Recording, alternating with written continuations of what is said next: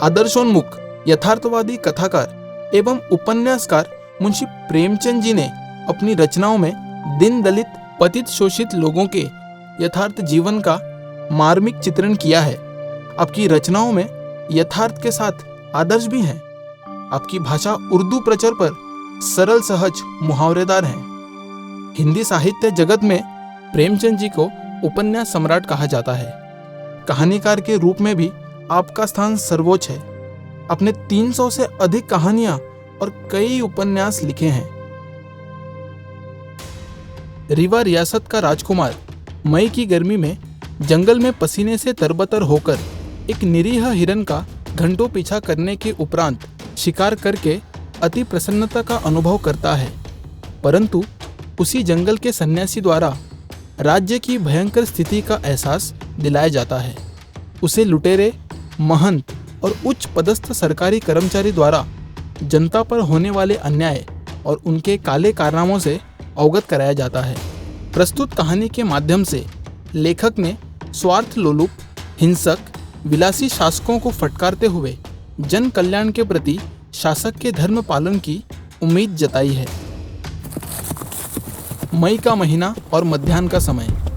एक मनुष्य एक हिरन के पीछे उन्मत्त भाव से घोड़ा दौड़ाए चला आ रहा है। उसका मुंह लाल हो गया है और घोड़ा पसीने से लथपथ। मृग भी वायु वेग से भाग रहा था, क्योंकि इसी दौड़ की जीत हार पर उसका जीवन निर्भर था। अश्वारोही की बंदूक से गोली छूटी। मृत्यु ने एक महाभयंकर जय ध्वनि के साथ अग्नि की एक प्रचंड ज्वाला उगल दी और हिरन भूमि पर लेट गया। उसी समय वहां एक अति दीर्घकाय पुरुष नीचे से उछलकर कगार के ऊपर आया और अश्वारोही के सम्मुख खड़ा हो गया। राजकुमार, तुम्हें आज बहुत ही अच्छा शिकार हाथ लगा। इतना बड़ा मृग इस सीमा में कदाचित ही दिखाई पड़ता है। जी हाँ, मैं भी यही ख्याल करता हूँ। मैंने भी आज तक इतना बड़ा हिरन नहीं देखा, लेकिन उसके पीछे आज बहुत हैरान होना पड़ा। निसंदेह तुम्हें दुख उठाना पड़ा होगा। तुम्हारा मुख लाल हो रहा है, घोड़ा भी बेदम हो गया है। क्या तुम्हारे संगी बहुत पीछे रह गए? यहाँ ऐसी कड़ी धूप और आंधी में खड़े तुम कब तक उनकी राह देखोगे? मेरी कुटी में चलकर जरा विश्राम कर लो। तुम्हें परमात्मा ने ऐश्वर्य दिया है। कुछ देर के लिए संन्यास आश्रम का रंग भी देखो, वनस्पतियों और नदी के शीतल जल का स्वाद लो। मैं तो प्रायः कगार से ही नीचे उतर जाया करता हूँ, किंतु तुम्हारा घोड़ा संभव है न उतर सके। अतएव एक दिन की राह छोड़कर 6 मास की राह चलेंगे। घाट यहाँ से थोड़ी ही दूर है और वहीं मेरी कुटी है।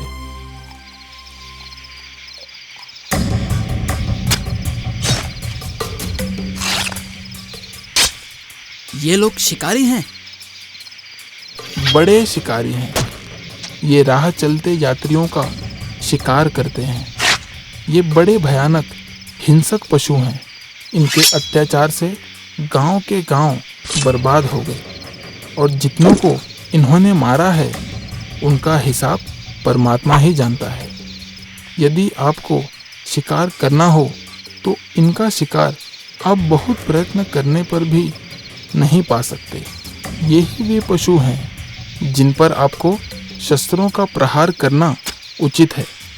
राजाओं और अधिकारियों के शिकार वे ही हैं। इससे आपका नाम और यश फैलेगा।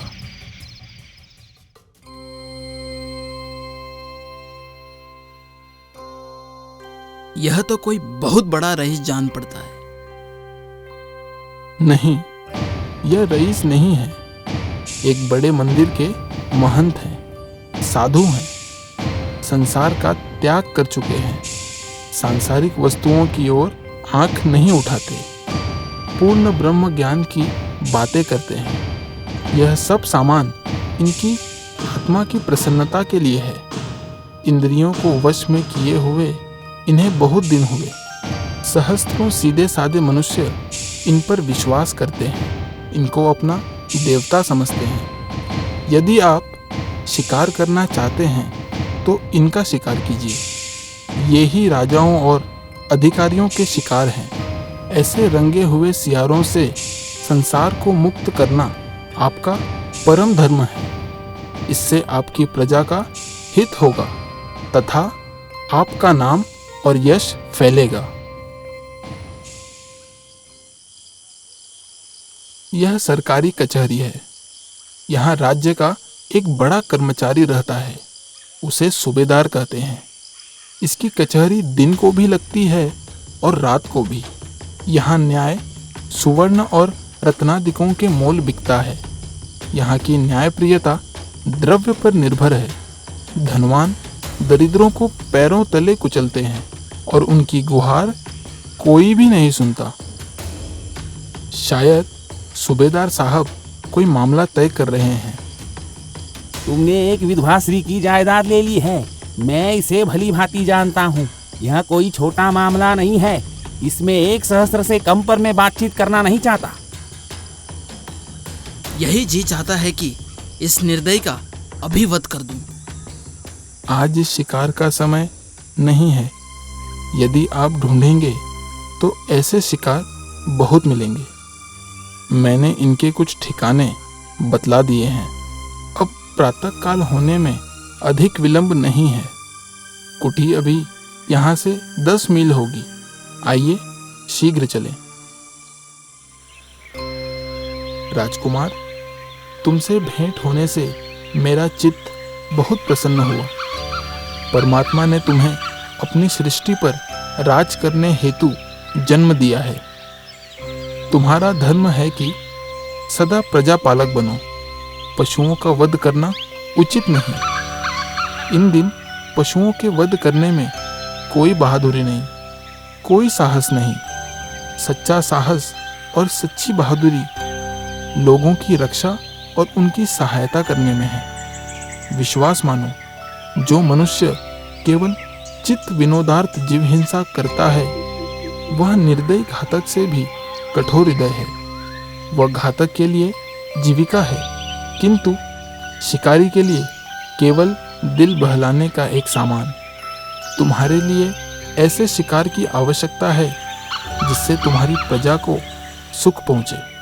निशब्द पशुओं का वध न करके तुम्हें उन हिंसकों के पीछे दौड़ना चाहिए जो धोखाधड़ी से दूसरों का वध करते हैं। ऐसे आखेट करो जिससे तुम्हारी आत्मा को शांति मिले, तुम्हारी कीर्ति संसार में फैले। तुम्हारा काम वध करना नहीं, जीवित रखना है। यदि वह करो तो केवल जीवित रखने के लिए। यही तुम्हारा धर्म है। जाओ, परमात्मा तुम्हारा कल्याण करे। सन्यासी सच्चा उपदेश देते हुए कहता है कि राजकुमार को चाहिए कि वह निरीह दिन पशुओं की हत्या करने की अपेक्षा रियासत के भक्षक बने रक्षकों को मौत के घाट उतार दे। शासक का कर्तव्य है कि वह प्रजा हितैषी बनकर उसकी सहायता तथा रक्षा करे, प्रजा के कल्याण की सोचे। वह प्रजा को सुख पहुंचाने के लिए हिंसक, नीति भ्रष्ट, विलासी, दुराचारी लोगों का जो समाज के कलंक है शिकार करे। इसी में शासक और प्रजा का कल्याण है।